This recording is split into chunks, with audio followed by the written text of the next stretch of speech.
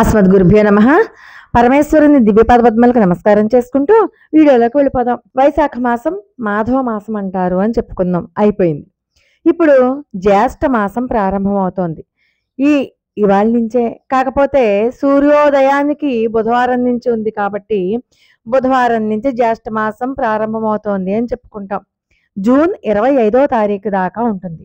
మరి ఈ జ్యేష్ఠ మాసంలో కూడా చాలా మంచి విధి విధానాలు ఉన్నాయి, పవర్ఫుల్ మంత్రాలు ఉన్నాయి, అలాగే పూజా విధానం కూడా ఉంది.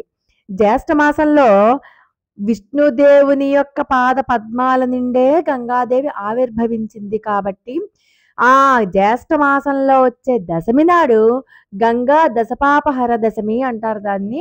అందుకని అటువంటప్పుడు గంగా స్తోత్రాన్ని చదువుకోవాలి అంటుంది శాస్త్రం.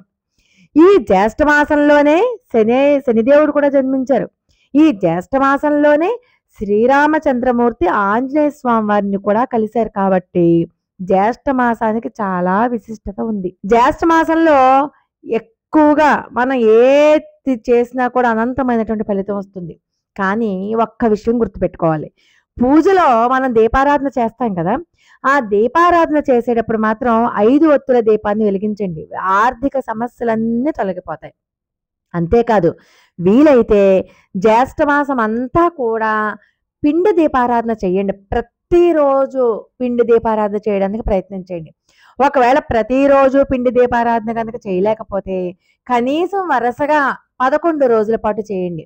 అంటే బుధవారం నుంచి మొదలుపెట్టి వరుసగా 11 రోజులు, అంటే ఏకాదశి పర్వదినం దాకా వరుసగా 11 రోజులు, ఏకాదశి ద్వాదశి ఎక్కువ చేసినా పర్వాలేదు, కానీ 11 రోజులు కంటిన్యూస్గా కనుక చేస్తే కోరిన కోరికలే కాదు, ఆర్థిక పరమైనటువంటి అన్ని రకాలైనటువంటి బాధలు పోతాయి. మీరు మనసులో కోరుకుని భర్త యొక్క ఆలోచన విధానం మారాలి, భర్త మారాలి అని ఒక మంచి మనసుతో గనక చేసినట్లయితే ఖచ్చితంగా మీ భర్తలో మార్పు వచ్చి తీరుతుంది. అలాగే ఈ నెలలో వచ్చేటటువంటి ప్రతి శనివారం నాడు కూడా పిండి దీపారాధన, ఏకాదశి నాడు కూడా పిండి దీపారాధన ఖచ్చితంగా వెలిగించండి. వెంకటేశ్వర స్వామి వారికి పిండి దీపారాధన అంటే చాలా ప్రీతి. పిండి దీపారాధన వెలిగిస్తే కుటుంబం అంతా కూడా ఆయురారోగ్యాలతో అష్టైశ్వర్యాలతో జీవిస్తారు. జ్యేష్ఠ మాసంలో తులసి మొక్క, ఎప్పుడు ఏ మాసం అయినా సరే తులసి మొక్కకు ఉన్నటువంటి విశిష్టత తులసి మొక్కదే. అమ్మవారి దగ్గర దీపారాధన చేసి వీలైతే తులసి మొక్క దగ్గర కూడా పిండి దీపారాధన కనుక చేసినట్లయితే కుబేర యోగం సిద్ధిస్తుంది. అలాగే మనలో చూడండి, డబ్బు సంపాదించాలని చెప్పి ఎవరికి ఉండదు, ఎక్కువ డబ్బు సంపాదించాలని ప్రతి ఒక్కళ్ళు కోరుకుంటారు. బ్రాహ్మీ ముహూర్తంలోనే లేవండి. బ్రాహ్మీ ముహూర్తంలోనే లేచి మీకు ఉన్నటువంటి డబ్బు పరమైనటువంటి ఆర్థిక పరమైనటువంటి అన్ని కష్ట నష్టాలు పోవాలి అంటే మీరు ఏ మంత్రం జపించినా సరే, ఏ మంత్రం జపించినా 108 సార్లు కనుక జపించి లక్ష్మీదేవికి నమస్కారం చేసుకోండి. ఆర్థిక సమస్యలన్నీ కూడా వెంటనే తీరిపోయి నెల తిరగకుండానే డబ్బు రావడం మొదలవుతుంది. అలాగే జ్యేష్ఠ మాసంలో కూడా పగలు పూట నిద్రపోకూడదు. ఉదయం నిద్ర లేచాక మళ్ళీ రాత్రే నిద్రపోవాలి, కానీ ఎట్టి పరిస్థితులలోనూ మధ్యాహ్నం వేళ నిద్రపోకూడదు. అలా నిద్రపోతే అనారోగ్య సమస్యలు ఏర్పడతాయి అని చెప్తారు. అలాగే శరీరానికి నూనె రాసుకోకూడదు. ఇంట్లో జ్యేష్ఠ అంటే ఏంటి, పెద్ద అని అర్థం. పెద్ద కొడుకు కానీ పెద్ద కూతురికి కానీ ఎటువంటి శుభకార్యాలు జరిపించకూడదు అంటారు. జ్యేష్ఠ మాసంలో జ్యేష్ఠ అంటే మొట్టమొదటి కొడుకుకి వివాహం కూడా చేయకూడదు అంటారు. 3 జ్యేష్ఠలు కలవకూడదు. మన ఇంట్లో జ్యేష్ఠ పుత్రుడికి వేరే వాళ్ళ ఇంట్లో జ్యేష్ఠ పుత్రికకి జ్యేష్ఠ మాసంలో వివాహం చేయకూడదు, వివాహం శుభకార్యం జరిపించకూడదు అంటుంది శాస్త్రం. అలాగే మీ ఇంటికి ఎవరైనా అతిథులు వస్తే వాళ్ళకి ముందర మనం ఇవ్వాల్సింది ఏంటంటే మంచినీళ్ళ దాహం ఇవ్వాలి. జలదానం వల్ల జ్యేష్ఠ మాసంలో అత్యధికమైనటువంటి పుణ్య ఫలితం వస్తుంది. ఎవరైనా మీ ఇంటికి వచ్చి మంచినీళ్ళు తాగకుండా వెళ్తే అది మీ ఇంటికి మంచిది కాదు. ఎట్టి పరిస్థితులలోనూ మీరు ఉల్లి వెల్లుల్లి తినకుండా ఉంటేనే మంచిది. అలాగే మీరు శివలింగం మీద చెంబుడు నీళ్లు పోసినా సరే ఆ పరమేశ్వరుడు వెంటనే సంతోషించి కోరినన్ని వరాలు ప్రసాదిస్తారు. ఈ జ్యేష్ఠ మాసంలో ఒక్కసారైనా సరే చల్లటి నీళ్లతో గాని చల్లటి పాలతో గాని శివలింగానికి అభిషేకం చెయ్యాలి. అలాగే ఈ జ్యేష్ఠ మాసంలో తలస్నానం చెయ్యాలి అంటే ఉదయమే, ఎప్పుడైనా తలస్నానం చేయాలంటే 12 లోపే చెయ్యాలి. అందులో జ్యేష్ఠ మాసంలో అయితే బ్రాహ్మీ ముహూర్తం సూర్యోదయానికి ముందే చేసేయాలి. భోజనం చేశాక ఎట్టి పరిస్థితులలోనూ తలస్నానం చేయకూడదు అన్నది లక్ష్మీ స్థానం. కుంకుమ బొట్టు పెట్టుకోవడం వల్ల నిండు సౌభాగ్యం వర్ధిల్లుతుంది, భర్త ఆదాయం కూడా పెరుగుతుంది. ఈ జ్యేష్ఠ మాసంలో పొరపాటున కూడా ఎవరికి జోక్గా కూడా ఎవరితోటి అబద్ధాలు ఆడడం కానీ, వెటకారాలు ఆడడం కానీ, ఎవరిని కించపరుస్తూ మాట్లాడడం కానీ, సరదాగా కూడా చేయకూడదనమాట. ఆల్కహాల్‌కి దూరంగా ఉండాలి, మాంసాహారానికి దూరంగా ఉండాలి. ఎందుకంటే శని దోషాలతో ఇబ్బంది పడేవారు ఖచ్చితంగా మాంసాహారాన్ని నిషేధించాలి. మీరు దురదృష్టాన్ని అదృష్టంగా మార్చుకోవాలని ఎవరైతే అనుకుంటారో వాళ్ళు ప్రతిరోజు కూడా నీళ్ళల్లో కాస్త పసుపు కలుపుకొని స్నానం చేయండి.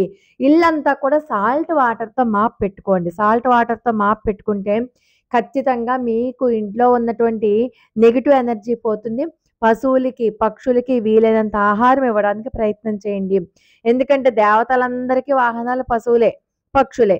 అలాగే ఎర్రటి వస్త్రంలో 2 కర్పూరపు బిళ్ళలు వేసి మూటగట్టి ఆ కర్పూరం మూటని పూజ గదిలో పెట్టుకోండి. అలా గనక చేస్తే మీకున్నటువంటి నెగెటివ్ ఎనర్జీ అంతా పోయి ఇంటి సంపద పెరుగుతుంది.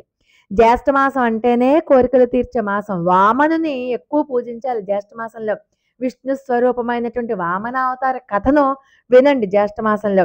అలాగే చిన్న తాబేలు విగ్రహాన్ని కూడా తీసుకొచ్చి ఇంట్లో గనక పెట్టుకుంటే పూజ గదిలో ఆర్థిక పరిస్థితి మెరుగుపడుతుంది. జ్యేష్ఠ మాసంలో విష్ణుమూర్తి యొక్క మరొక రూపమైనటువంటి వామనమూర్తినే ఎక్కువ పూజిస్తారు. అలాగే బ్రహ్మదేవుణ్ణి పూజించే మాసం ఇది. బ్రహ్మదేవుణ్ణి ఎవరైతే పూజిస్తారో వీలైతే బ్రహ్మదేవుణ్ణి పిండి బొమ్మగా చేసి ఆరాధించే ఆచారం కూడా చాలా మంది ఇళ్లల్లో ఉంది. కాబట్టి ఈ ఒక్క నెల బ్రహ్మదేవుడిని పూజిస్తారు. బ్రహ్మదేవుడు ఎప్పుడు సంతృప్తి చెందుతాడంటే పేదలకి మీరు గొడుగు దానం చేసినా, చెప్పులు దానం చేసినా, నీళ్లను దానం చేసినా, బట్టలను దానం చేసినా బ్రహ్మదేవుడు ఎక్కువగా సంతృప్తి చెందుతారు. వీలైతే వామనమూర్తి యొక్క ఫోటోని కానీ లేకపోతే ఏదన్నా చిన్న స్టిక్కర్ లాంటిది కానీ తెచ్చుకుని ఇంట్లో పెట్టుకోండి. ఇంట్లో పెట్టుకున్నా కూడా చాలా మంచి విశేషమైనటువంటి లాభం కలుగుతుంది. పిల్లలకి మంచి జ్ఞాపక శక్తి రావాలి అంటే ఈ జ్యేష్ఠ మాసంలో రావి చెట్టుకి పచ్చి పాలను పోసి 5 ప్రదక్షిణలు చేయండి. పిల్లలకు మంచి విద్యాబుద్ధులు సిద్ధిస్తాయి, తెలివితేటలు పెరుగుతాయి. అలాగే ఈ జ్యేష్ఠ మాసంలో ముఖ్యంగా విష్ణు సహస్రనామాలు పారాయణం చేస్తే కోటి జన్మల పుణ్య ఫలితమే కాదు, జన్మజన్మల పాపాలన్నీ కూడా పోతాయి. అలాగే దశ పాపహర స్తోత్రం కూడా ఒకటి చదువుకోవాలి. పేదలకు మీరు అన్నదానం చేయలేకపోతే కనీసం అరటి పళ్ళైనా సరే దానం చేయండి. కుటుంబానికి సకల ఐశ్వర్యాలు సిద్ధిస్తాయి. మీకున్నటువంటి దురదృష్టం అంతా కూడా పోతుందన్నమాట. ప్రతిరోజు ఉదయం స్నానం చేశాక సూర్య నమస్కారాలు చేయండి. జీవితంలో డబ్బు కొరత ఏర్పడకుండా ఉంటుంది. ఈ నెల్లాళ్ళు కూడా సూర్య ఆరాధన, విష్ణు ఆరాధన, ఆంజనేయ స్వామి యొక్క ఆరాధన మీకు సత్ఫలితాలను ఇస్తుంది. శివాభిషేకం మీకు అన్ని కోరికలను తీరుస్తుంది. లోకా సమస్త సుఖినో భవంతు.